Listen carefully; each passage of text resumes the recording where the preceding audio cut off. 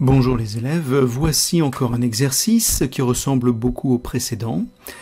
Lisez bien l'énoncé encore une fois, rédigez la correction, faites bien les constructions avec les instruments, puis on se retrouve pour la correction. Dans cet exercice, la première question, la deuxième et la quatrième sont encore une fois des constructions. Donc là, on va utiliser les instruments de géométrie. Pour la question 3, par contre, on vous dit bien d'utiliser une propriété de la leçon, comme dans l'exercice précédent. Donc, premièrement, tracez la droite D1 parallèle à la droite AP qui passe par Z. Alors, regardons un petit peu ça. J'ai reproduit ici la figure. Nous allons donc devoir construire la parallèle qui passe par Z, la parallèle à la droite AP. Pour ça, on va utiliser un instrument qu'on peut appeler la règle équerre. Comment est-ce qu'on place cette règle équerre? Alors ici, voilà. Il faut que l'équerre soit bien aligné le long de votre droite avec un des angles droits de l'équerre qui est aligné avec la droite. Donc l'angle droit est ici, un des angles droits est ici. Le long de l'autre côté de l'angle droit, on va mettre la règle. On aligne parfaitement, on maintient très fort la règle avec sa main, puis on va faire coulisser, glisser l'équerre jusqu'à ce qu'elle passe par Z. Quand on fait coulisser l'équerre, toutes les droites qui seront ainsi formées seront parallèles à la droite AP. Voilà, il n'y a plus qu'à tracer maintenant la droite qui sera donc la droite D1, parallèle à la droite AP, qui passe par Z.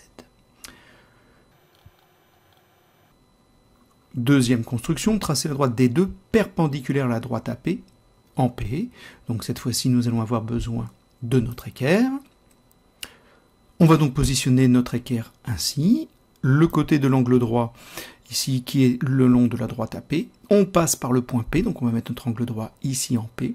Et on va tracer la droite perpendiculaire à AP, qui passe par P. Donc je n'ai plus qu'à tracer, voilà. Et nous aurons ainsi notre droite D2.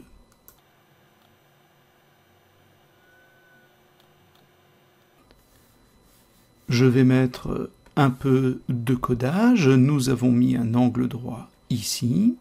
Là, nous avons construit notre droite D2. Ici, nous avions notre droite D1. Regardons un petit peu cette figure, puisque maintenant on vous demande qu'est-ce que l'on peut dire des droites D1 et D2. Alors évidemment, tout le monde va me dire « Ah, ben je vois que c'est perpendiculaire, mais nous sommes en mathématiques, nous ne voyons pas, nous justifions par des propriétés. » Alors nous avons un support visuel ici qui nous aide à réfléchir. Maintenant, on va aller piocher dans la leçon la propriété qui va nous permettre de dire qu'effectivement nous avons bien un angle droit ici.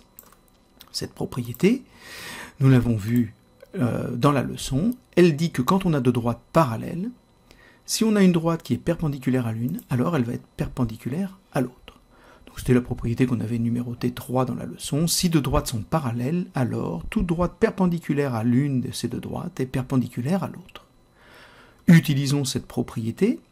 Nous avons dans notre exercice deux droites parallèles, c'est la droite D1 et la droite AP. Et nous savons que la droite D2 est perpendiculaire à la droite AP. Donc on en déduira qu'elle est aussi perpendiculaire à la droite D1.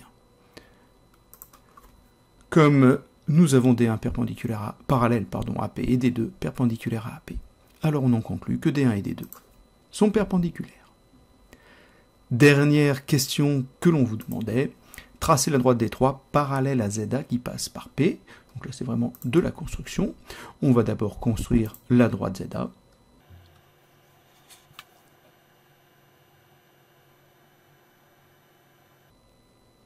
Nous allons utiliser à nouveau notre règle équerre. Voilà comment elle est positionnée. On avait bien mis, je vous le remets, voilà, on avait bien positionné le côté de l'angle droit de l'équerre le long de la droite ZA. On a mis notre règle le long de l'autre côté de l'angle droit. On fait glisser maintenant notre équerre le long jusqu'au point P. Et on n'a plus qu'à tracer la droite D3.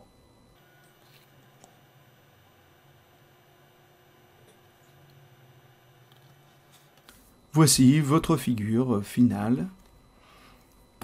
L'exercice est terminé. On se retrouve pour un autre exercice.